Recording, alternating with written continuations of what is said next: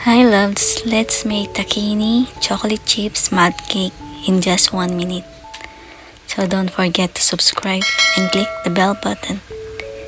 So in a mixing bowl, put about 1 large egg,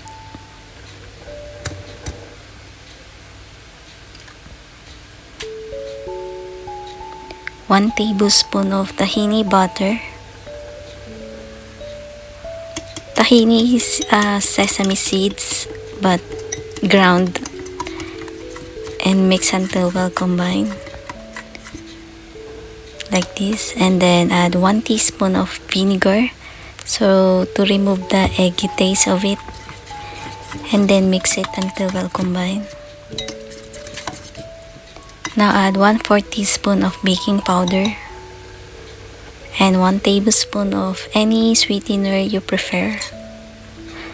So this is good for those allergic with nuts, so you can use tahini butter on it.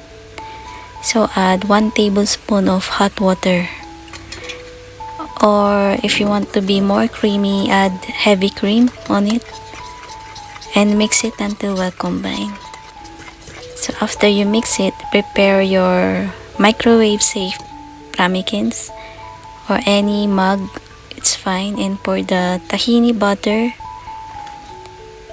Add 1 tablespoon of sugar-free chocolate chips and microwave up to 2 minutes.